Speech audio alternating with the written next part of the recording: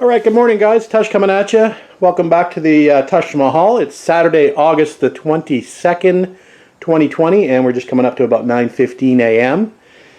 Just having a quick look over the chassis this morning with the freshly installed gearbox and engine, and all is looking good. So I think the plan for today is to move onwards and upwards and add a few more parts to the car, and to finish a few things off that I haven't done yet. Brought the chassis cross tube out so we can install that today. I can actually get the fan fitting kit out and install that. I can actually do the clutch slave cylinder, and I've got the bracket here that I haven't added yet. I still need to do some of the bolt hole locations on the trans bell housing, and I believe what I'm going to do is I've actually got the bolts going through this way into the engine bay, but I think I'm going to swap them back this way. The assembly manual isn't very clear, but I think I'd prefer the nuts on the inside and have a clean look. If you can see, I believe you can see those bolt heads from the engine compartment. So I'd rather have the bolt heads on the outside versus the nuts on the outside, pointing in towards the engine bay, if you get what I mean. So we'll swap those around while we're doing the other little bits. And then I'm sure we can find tons of other stuff to do. So we'll move this chassis over, I think, into the center of the garage and get it back up on stands just to get a better working height on it, and we will go to town. So that's what the plan is for this morning, and we'll see how things go. Alright guys, we've got the car up on stands as a good working height, and first thing I'm going to try to do is fit this chassis cross tube. Not sure if you can see that or not. So that basically goes here at the front of the car between the two suspension towers. Now these are notoriously difficult to fit. They can be very tight. So one of the tips I have is to actually jack up in the center of the car, and that sort of spreads the chassis apart a little bit. So just jack up right in the center on that center bar, and it'll give you a better chance of getting this bar in and out. The other thing I wanted to mention is you may have noticed on my video yesterday that I went and grabbed the fan belt. The fan belt can be difficult to put on this car because it fouls between the crank pulley and the steering rack. So it's a good idea to actually put your belt on before you drop the engine fully in. Otherwise you're going to have some issues. So these can be a bit of a bear to change at the side of the road. So what I've seen some guys do is they actually put a belt. They actually put a couple of bolts or weld a couple of bolts to the frame tube across the bottom there. I don't know if you can see that. And they'll actually stretch a belt there, or tie or zip tie a belt there, so they can just pull the belt up and around versus trying to slip it through that hole there. So anyway, that's just another idea that we're going to consider for the future. But for now, let's concentrate on getting this chassis cross tube fitted. Alright guys, the chassis cross tube is now in, and it actually took me longer to do that than I did to put the engine and gearbox in the chassis yesterday. A little bit of fiddling around just to get the bolt holes aligned, the 3 per side. Just a little knocking back and forth and little pins to try to get things aligned. Anyway, it's finally done, so it's looking good. That'll add a little bit of rigidity to the front suspension towers there. So we're all good. We've got it back down on stands, so we'll move on to something else. Alright, onto the clutch slave bracket, and that just mounts to the back of the engine block, something like that. So we'll get the bolts threaded through there and the nuts and lock washers on, and then we'll bring you back once we install the clutch slave. Alright, quick shot of the clutch slave bracket installed, and you may notice that we've got all the bolts now turned around with the nuts facing the inside of the car. So I think that's going to be better from an aesthetic perspective. You won't be able to see all the nuts on the outside here, just the nice clean bolt heads until they rust over. Anyway, so that looks better. We'll move to the other side. Alright guys, the gearbox is now fully bolted up to the engine, with the exception of the starter, which still has to go in, and we'll do that at a later date. Just wanted to talk a little bit about this mod. So some of you might have noticed that it actually has a dipstick on the side of this transmission that the previous owner felt a need to install. So not exactly quite sure why he wanted to do that.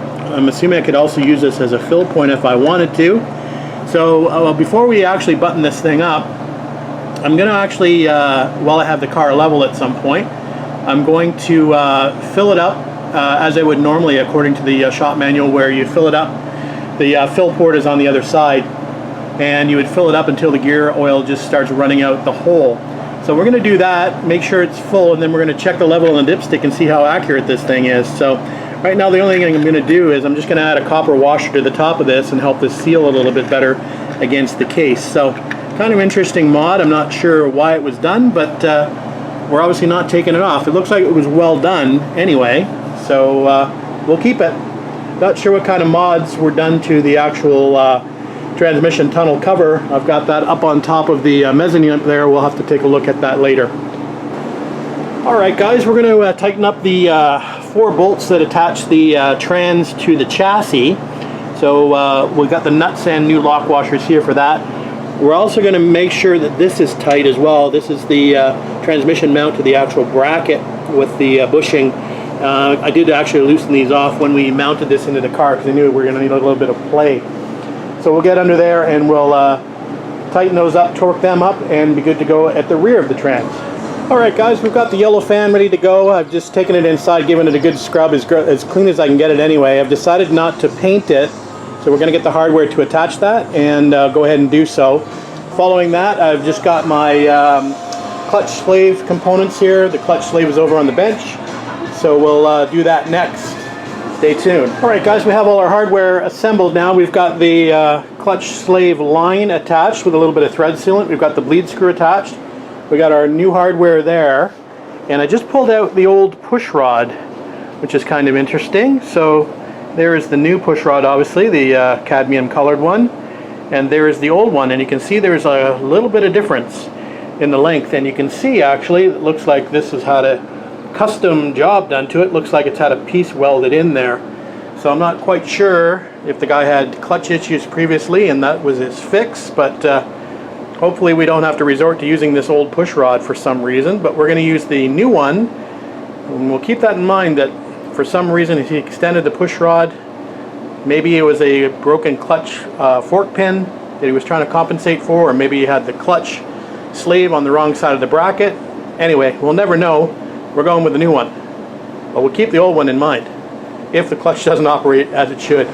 Alright guys, discussion again.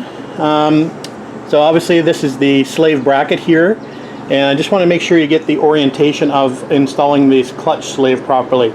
So the proper way to install it is with the flange on this side of the bracket. So basically like this side. Now what some people do is they actually install it on the back side of the bracket. You can see that, which is incorrect. You won't get the throw that you need to operate the clutch. So it's actually got to be on this side of the bracket. So I'll take another video when we come back, when I show you it installed properly, and we'll install the fork pin and the little clevis and split pin, and we'll show you the completed project. Alright guys, there is the slave installed, and note that the bleed screw is higher than the pipe that leads to the master, the clutch master, which is the red pipe. We do have our clevis pin and our split pin here with a washer to hold that new fork in place. So that's looking good. So we'll fix the split pin, and we'll call this one good for now, and we'll figure out something else to do. Alright, anybody care to guess what this is? Kind of looks like one of the windshield wiper tubes, but it's not. It's the dipstick tube. It actually goes here in that location. If you can see that, it's kind of dark. So we're going to clean this up and punch that back in.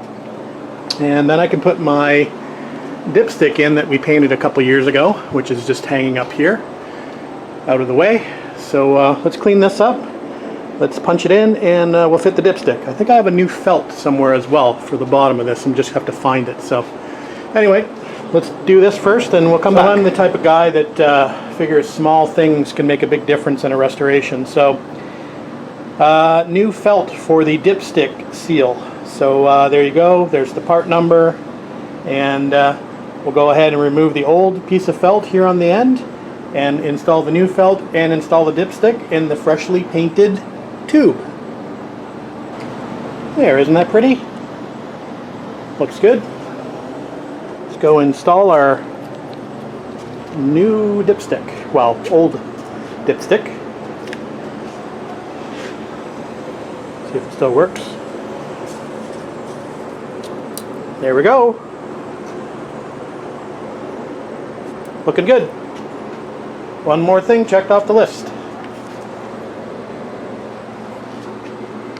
Alright guys, although it's kind of early out in the garage tonight, it's only 10 after 5, I think we're going to call it a day. So we did do quite a few small things today, and some things I did off camera, like I went through my bins again, and it's encouraging to know that the bins are declining. So I've cleaned out another couple bins there, as you can see. So the parts are going back on the car, which is a good thing. So I think what I'll do is I'll upload this so you can see that I was working on the car today, and you know, all the small things need to get done regardless. So again, just one more quick note. If you're watching this video and you are not a subscriber and you are enjoying the content, please subscribe and hit the notification bell and you'll be notified when I upload videos. I think that's it for tonight, guys. We'll probably spend the rest of the evening just getting organized and cleaning the garage a little bit. My bench is a disaster, and of course I need to get back to the head shortly. I think that's really kind of the next thing I need to work on. It's going to be slowing me down otherwise. So we'll do one more quick check of the valve guides with the dial indicator at 90 degrees measured properly. If the guides need to be changed, that means it's got to go up to the shop. That means we'll probably end up getting more work done while we're there. We'll probably get hardened exhaust seats. We may get new valves, who knows, we might even get new valve springs.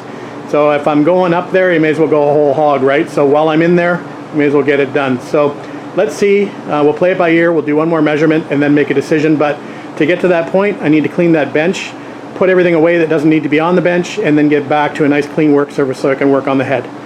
Alright guys, thanks for watching, thanks for subscribing, talk to you later.